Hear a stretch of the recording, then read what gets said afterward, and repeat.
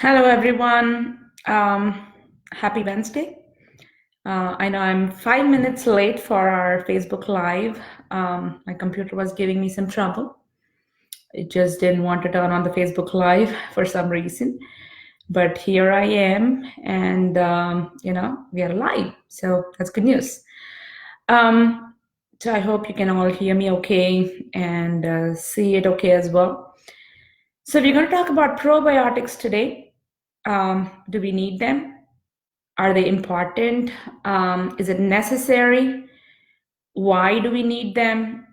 I'm sure you've heard of the term probiotics, right? Because it's actually one of those buzzwords. A lot of people hear the word and sometimes they think, oh, maybe this is not something that I need. Maybe I don't do anything to kill my good bacteria, so I might not need it. I apologize for that. We actually have all kinds of questions about probiotics. Of course, I'll be happy to answer any questions that you may have. So please do post your questions on the comments section. And at the end of it, I will be sure to answer any of those questions that you have. So what are probiotics first? The word probiotics means not really bacteria. It really means for life.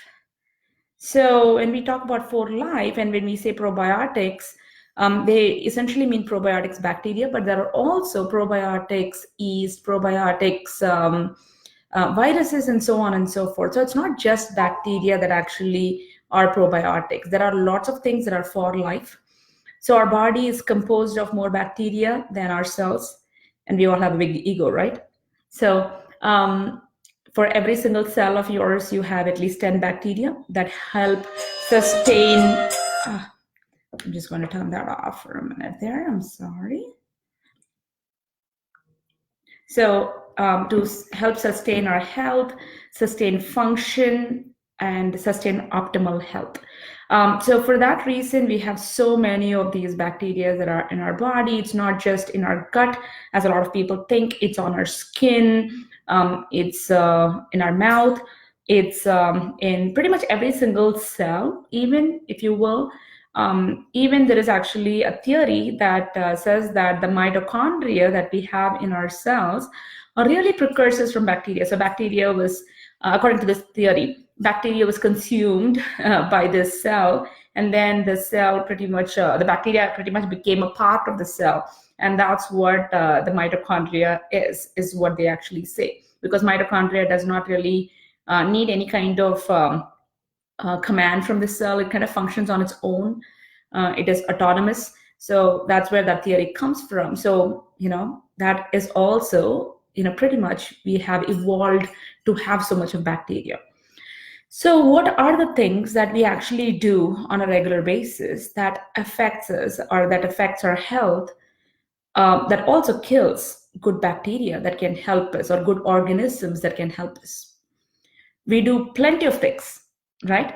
So why is this such a rampant thing nowadays? Why do we talk about probiotics as an important thing now? Why is this even a conversation we are having rather than before? This is one of the questions that I hear all the time. I mean, this is not something that we heard 10, 15 years ago. Why are we hearing about bacteria and probiotics all the time now? The reason behind that is if you understand how we use food now, or how we preserve food, how we store food now, it's the refrigeration process is pretty recent. It's actually a new phenomenon, if you will, within the last 50, 70 years, at the most 100 years, that we have been able to literally store food for long periods of time, freeze, and so on and so forth. So one of the things that people did before that was to ferment their foods. So that was one way of storing food.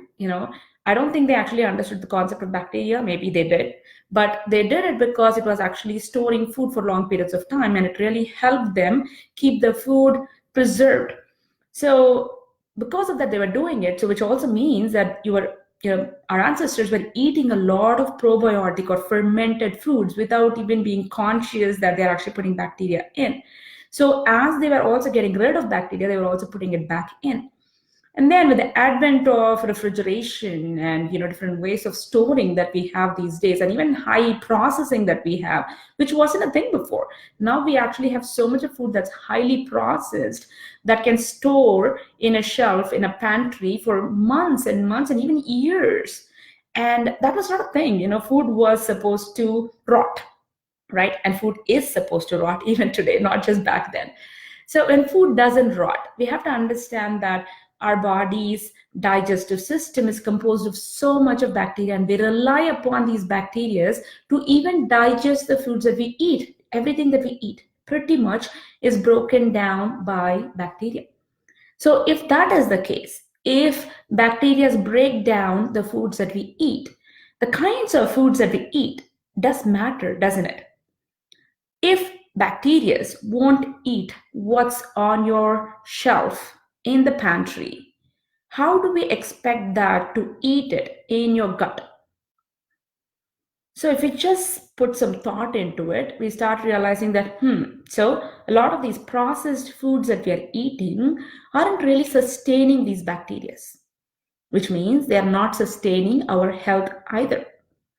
So the next thing that we do, which is also pretty common now, is our water.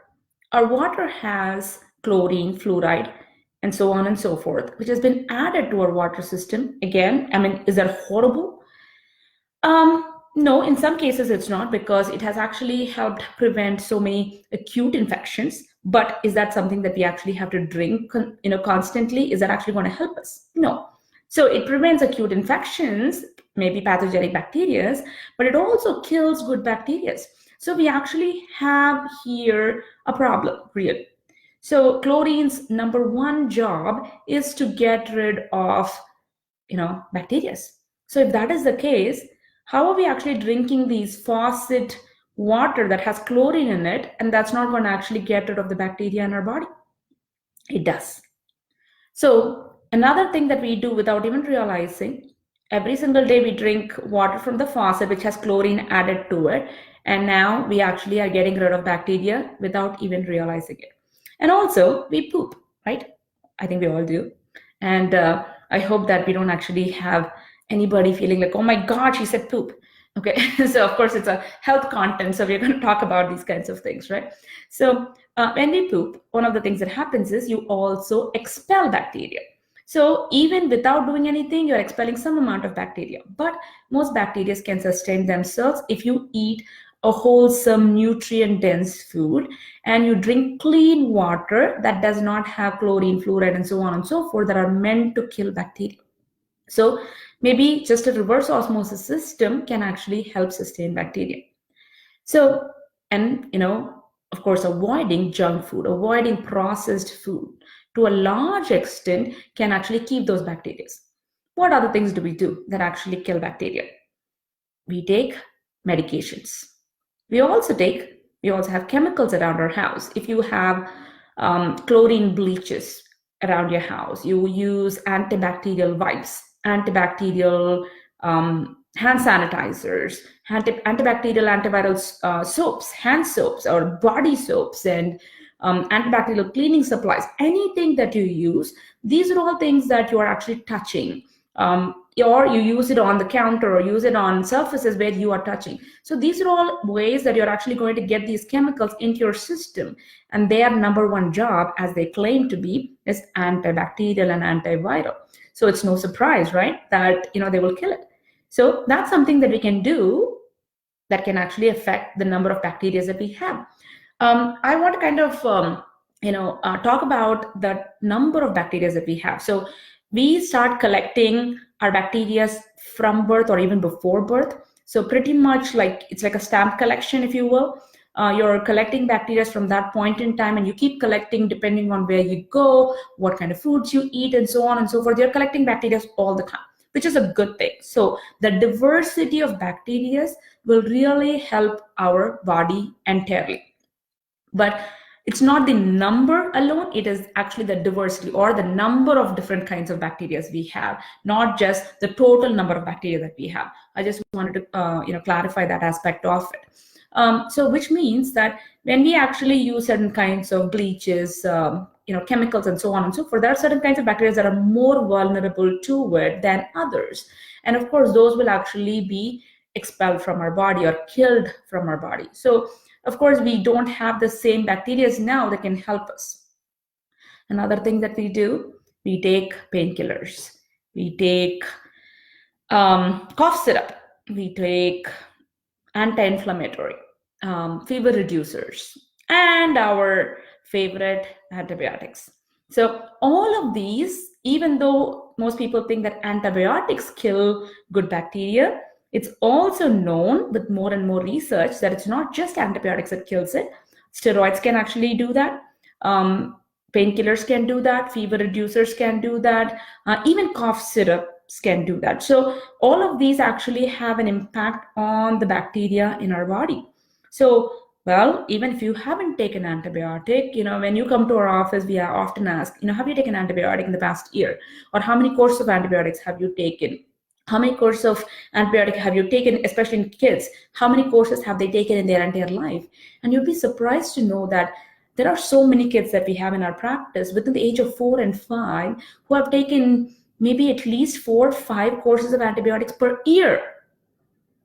And that is huge. So then again, coming to the point of why is this probiotic so important now? Because we have been using antibiotics left, right, and center. And then, of course, we don't have to talk about the antibiotics in our foods, antibiotics in water. So, and people who are actually flushing out antibiotics in their toilets. So, I mean, it's just everywhere. And on top of it, any other medication that people take can actually have an impact on the kind of bacteria that you have. So, with so many things going on, yes, it is important to consume probiotics in any form. It can be as simple as food form. If that's something that you could actually do on a consistent basis, go for it. It's funny, when I started practicing, and I would actually always have my patients do a probiotic recipe. Okay, something that I would give them a recipe to make a probiotic food at home. And I thought that I was actually saving money for people, right? Because, I always consider my patients as myself. Like, would I want to spend money on something that is actually easily available?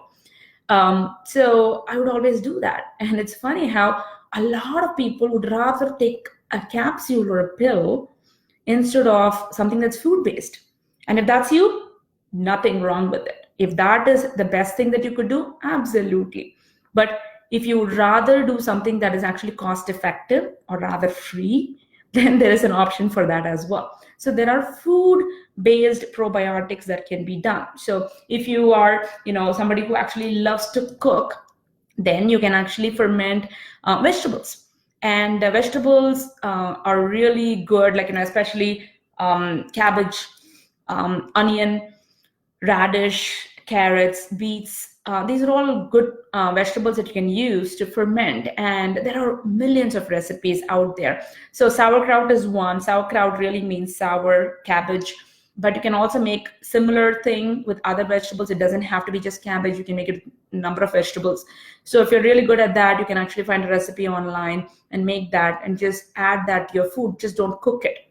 Okay, add that after you cook the food, or take a tablespoon of it, like each person in your family, and you will really get, those probiotics from your house. So one of the best ways to actually get probiotics also from that way, because you are getting all the different bacteria. It's already friends with your body. So your body already knows these bacteria. It's not new to it. Okay, if you're not getting sick in your house all the time, that means that those bacteria have gotten used to you.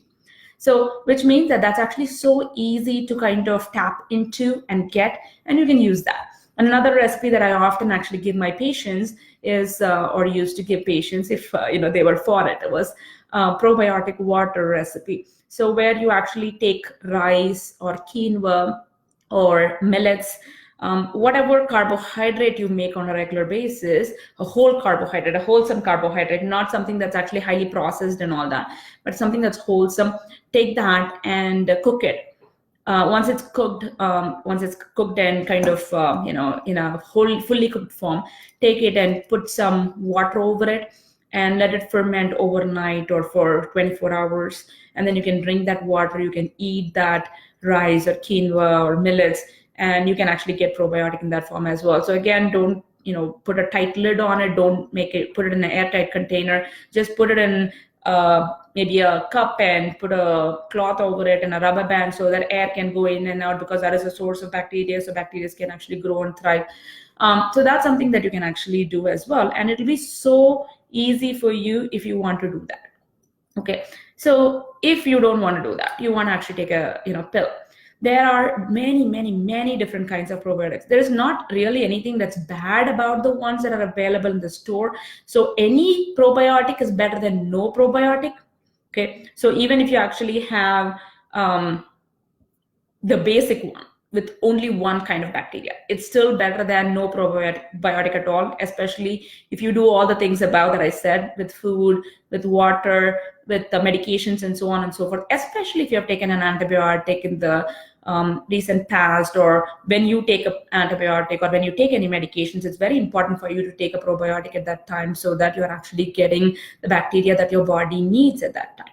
Okay, so what are the different kinds of probiotics available? Choose ones that have many different strains.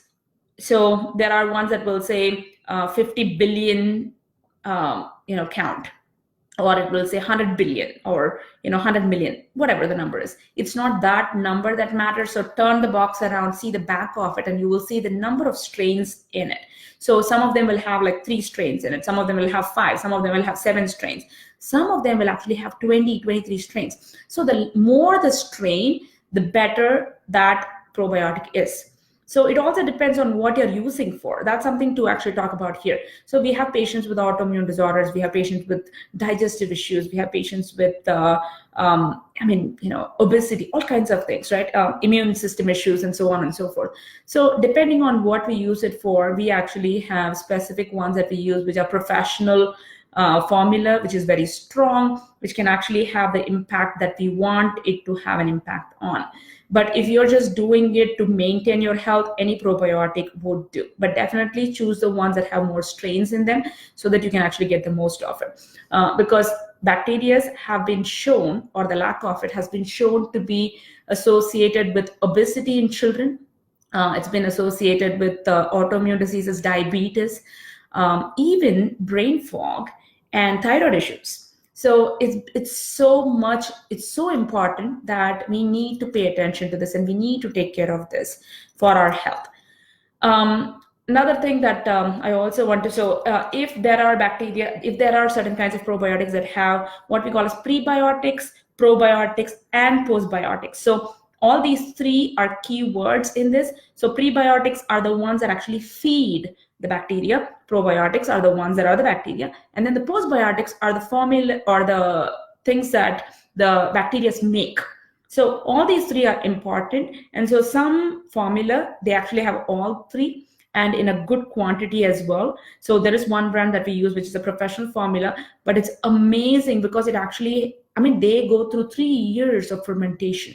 I haven't actually seen a company that has that much patience to go through a process of fermentation for 3 years. So that's always a good thing.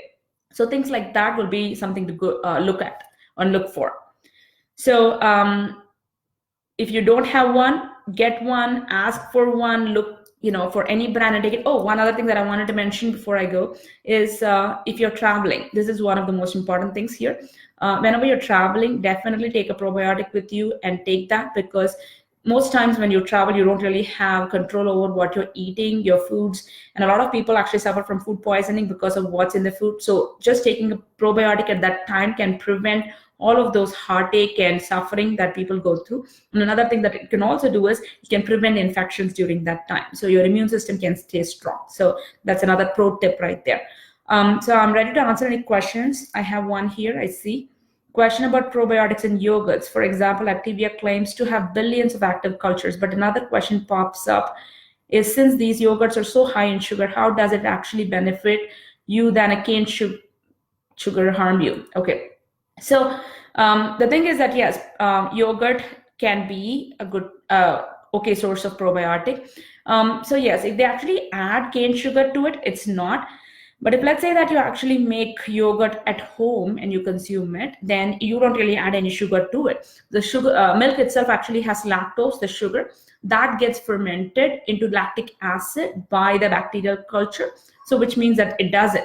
So it is just that, we are moving so far away from actually cooking at home and doing things at home. We actually want to get so many of these things. So when we buy these things, yes, you run a risk of getting more sugar than just the bacteria itself. But if you're making the yogurt at home, then you don't actually run that risk.